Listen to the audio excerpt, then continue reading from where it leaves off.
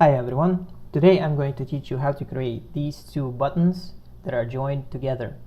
This design is very popular amongst web designers, but at the same time it's not very popular amongst web developers because they can be quite difficult to code. So if you would like to learn how to make one of these, then please watch this tutorial. So I'm going to start by creating two HTML buttons. First button is going to have a value of view more information.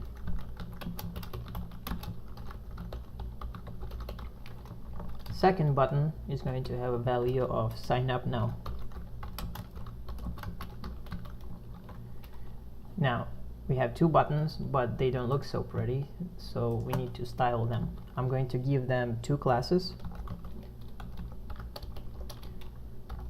And I'm going to name them B1 and B2 for button 1 and button 2. Now that we have two classes, we can start writing some CSS.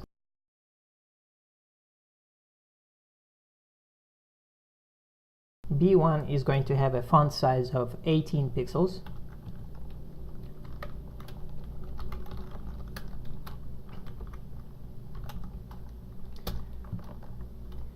Background color is going to be white.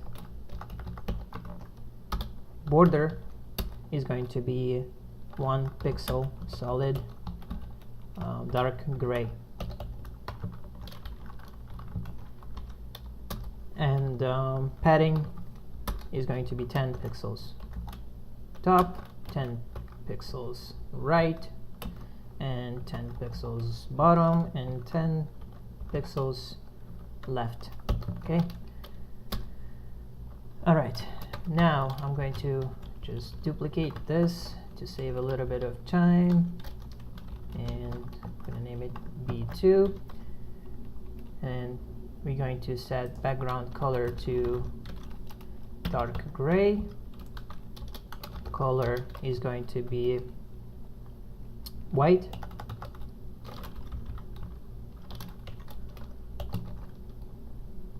Alright, and that's about it for now. Now let's get rid of this white space in between these two buttons. That's done very easily by just connecting them together like so. So basically there should be no space in between them. And as you can see, there is also no space here. Now let's take care of rounded corners.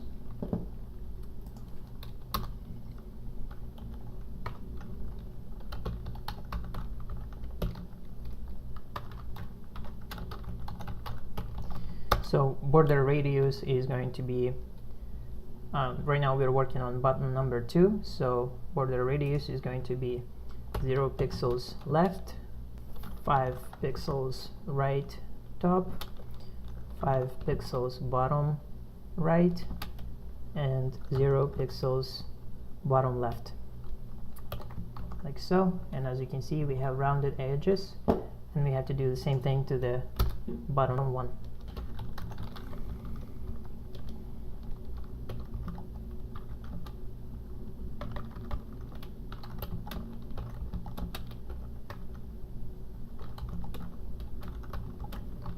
Like so. Now we have to center it and give it some space from the top, so I'm going to wrap it inside of a div tag, and I'm going to give this div tag a class called wrap, and wrap is going to center everything. So we're gonna write text align center, and everything is centered now. And now we need to give it some space, so I'm gonna write margin top 40 VH. VH, I believe, stands for vertical height. So, and basically it's pretty cool to use vertical height instead of pixels, because basically whenever you resize a screen height, it resizes as well. So that's very useful. Now let's take care of this animation as well. So dot b2 hover, color is dark gray, background white. Okay, and as you can see, this works, but actually it's happening, the animation happens very, I should say transition happens very quickly, and we want to slow it down like here. So the way you do it is by writing transition 0.2 seconds, and so when I oh, actually I'm sorry, I wrote it in the wrong place. On hover, right? Okay, so as you can see, when I hover over it, the transition happens slowly, but when I go back, it happens quickly. So, but we want it to be slow both ways. So what we do is, I'm going to copy transition and paste it inside of the v2 class as well. And now, transition happens slowly both ways. But if you notice, I'm sure you have noticed, is there's thicker border than we need it to be, because we have two borders, two 1 pixel borders connected together. So I'm going to delete one so that it doesn't look so thick.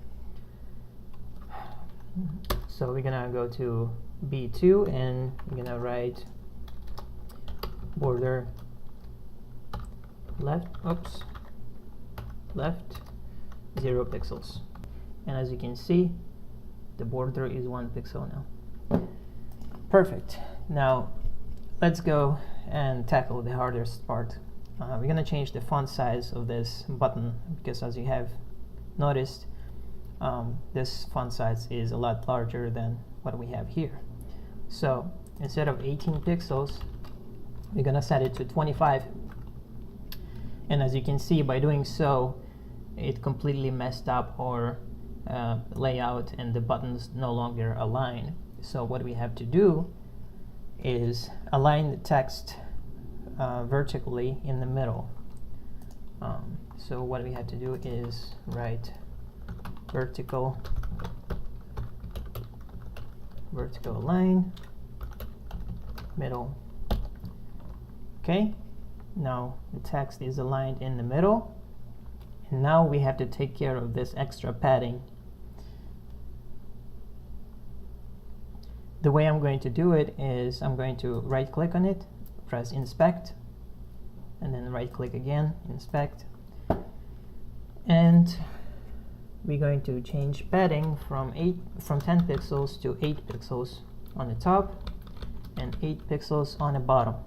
And as we can see, it's not enough, so I'm gonna go to 6 on the bottom and 6 on the top, and this looks pretty good. So I can close it and now change it in my code. 6 and 6 over here. Great. Now you might think that we are done, but we are far from being done, trust me. First thing that I forgot to do is, when we hover over it, the cursor stays the same, so we need to change that. Cursor is going to be set to pointer, and we have to do the same thing for the first button as well. Like so. And now whenever we hover over a button, the cursor is changing to pointer. Now we have to make sure that this long button works well on mobile devices or small screens.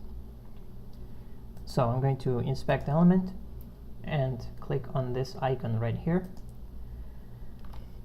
and switch to iPhone 5. And the first thing that you see is that everything is very small, and it's because it's trying to show me desktop version, but I need to see mobile version or mobile version. So in order to fix that, we need to add a meta tag inside of our head. So like so. and I'm gonna press save, and look what happened. So because the screen is so small, the button is getting, two buttons are no longer in line, and they're split in half pretty much. So we need to fix it because this is not acceptable.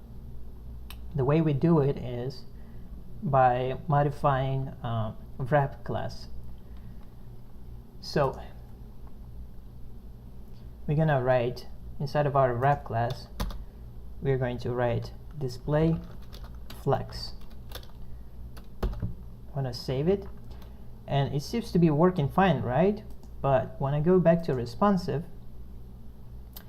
and change the width, our buttons are no longer in center, even though we have text align center still in place. And I could even change it to margin 40 VH auto, and nothing happens. It's still floating to the left, right? So to fix this, we need to do the following.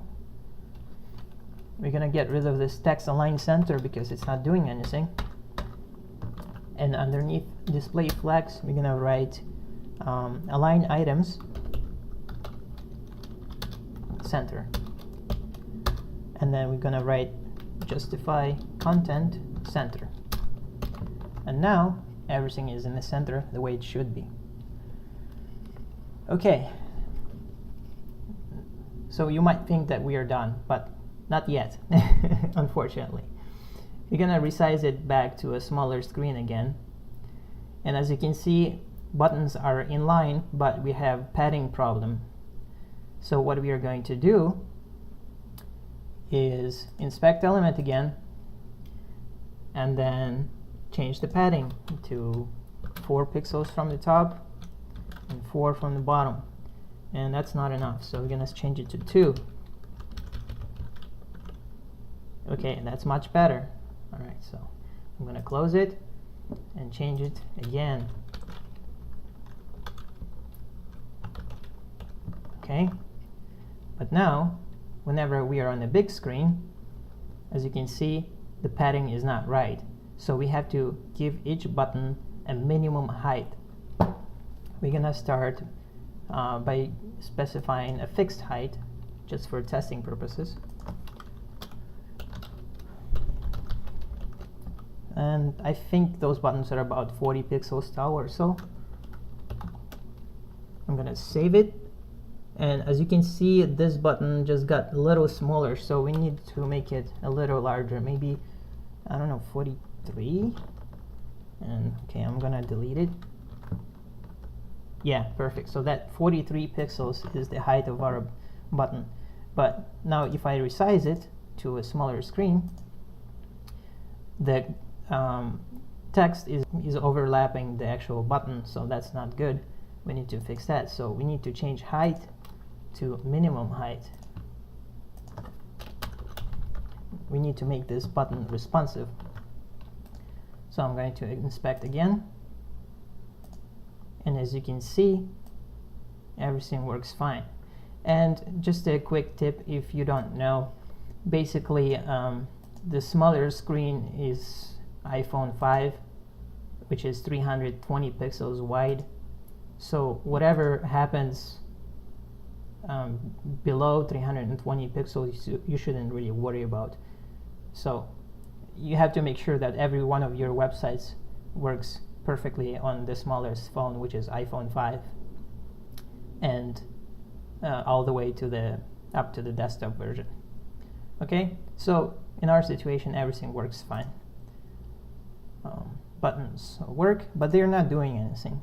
So let's have these buttons do something. So whenever I click on this button, I want to display like a message that says clicked. Okay, so I'm going to do is, this is what I'm going to do. I'm going to write inside of the second button, I'm going to write on click, and we're going to call it JavaScript function. We're going to name it test. And in here on top, or actually before, we're going to write p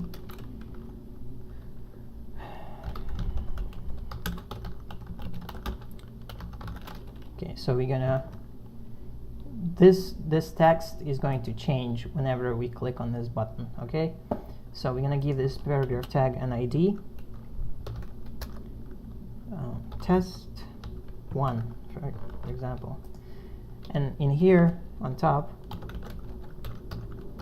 we're gonna write a JavaScript function. So function test1, right, because we're calling this function test. Oh, just test. We are creating a function called test, and then we are writing document dot get element by ID, and ID is test1, and then that inner HTML equals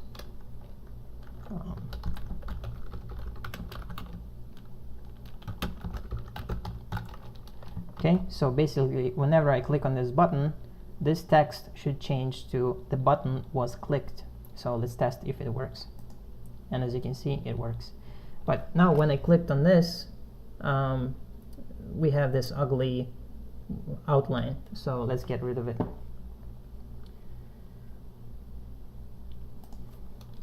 So that b1 focus comma dot b2 focus outline none. Alright, so now if I click again, there's no more outline in there. And that's it, guys. That's how you do it. Hopefully you found this video helpful, and if you like it, please give it a thumbs up, subscribe, and I'll see you in the next one. Bye bye.